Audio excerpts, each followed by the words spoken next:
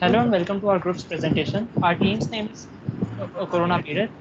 The members are me, Varun Sangani, and Aman Kashyap. Aman Kashyap. About the data is from the International Debt Statistics. This data is about the debt by middle and low income countries. This data set basically has only one important table which we modified into the size of six columns. The six columns are namely country name, country code, which correlate to each other, country indicator name and indicator code, which correlate to each other, year and value. Value is the floating point data which corresponding to value for the given country's indicator for given year. The year is from 1970 to 2018 because after 2018 there was a lot of missing data.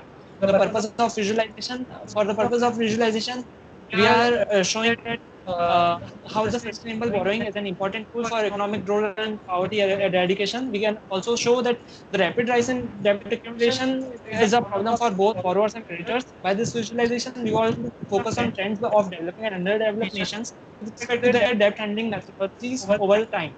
We also want to compare and contrast current situations, economic and geopolitical, with data.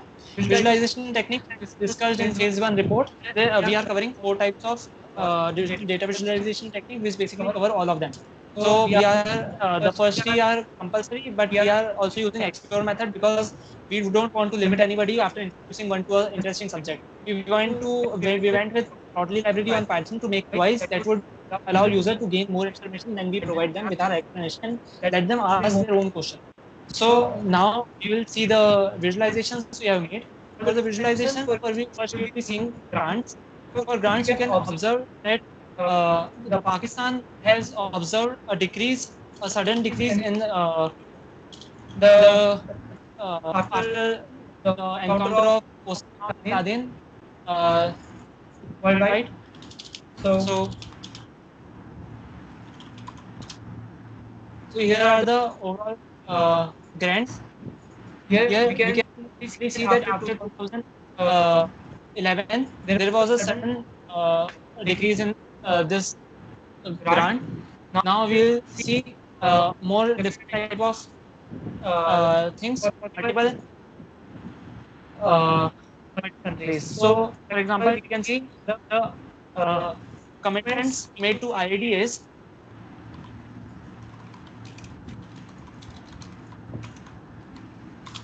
uh, was highly made. A lot of commitments have been made by India 2011.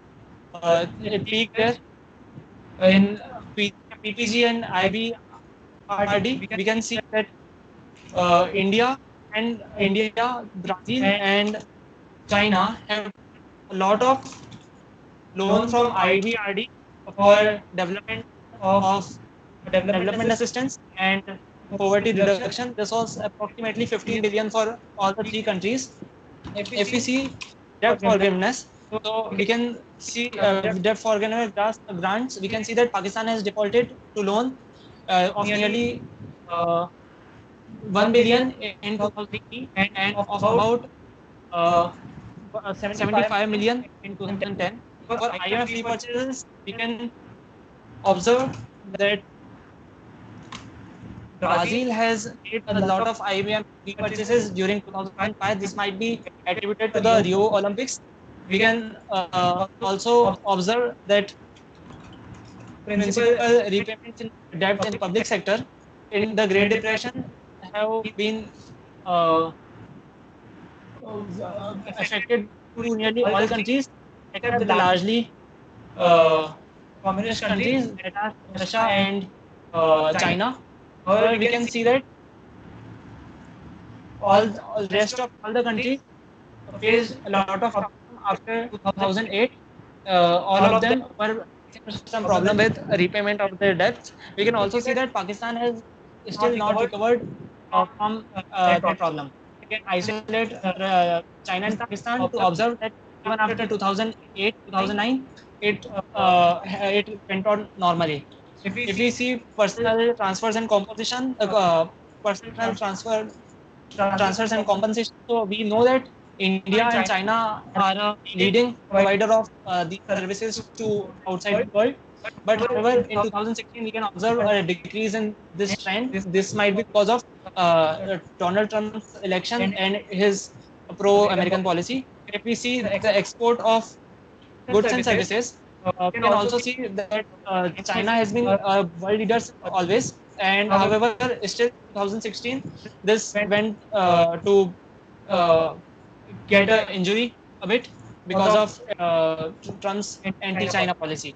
If we see for NFL, so we can find that India has been contributing to other countries' development plans since long. However, now India is more of a taker. This might be because of India's India campaign, and we can, if we see for China, we can observe that China has a habit of uh, lending periodically to poor countries, after which generally on defaulting, China confiscates those territories which have been used for which loan had been taken. If we see for Pakistan, which is generally seen as a one of the for China, we can see that it is more of a lender and also is a periodically sorry, it is more of borrower and it periodically borrows. Periodic part might be because it generally default and wait some time to get grants and again continue with its loans. We can also see that from 2015 it has gained a lot of uh, loans. This might be from China because we saw a similar downward trend in China.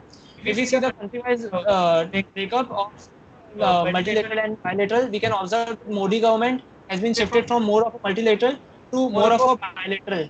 Since Modi government, this trend has been following. If we see debt breakup comparison, we can observe that uh, Pakistan is always nearly 10% concessional in loans. This might be because uh, Pakistan habit on defaulting on various loans. So uh, apart from this, we have also given a lot of tools for tinkering with data, and someone might tinker with it if he wants to. Now, continuing conclusion, today's landscape with of development finance is marked by growing debt vulnerabilities of low and middle income countries. The post 2008 financial crisis, that is the Great Depression, is characterized by rapid rise in lending to them. This is because of buoyant commodity prices, quantitative easing by government, and lower interest rate in high income countries, because of which high income countries want to very much invest in the low income countries so that they can earn a bit more rather than keeping money in banks or something. So by this visualization of from the provided data, we have provided the UI for the end user to further play with. We have compared the various socio-economic state of the countries with their debt indicators and also characterized countries by their market. So this finishes our project. Thank you.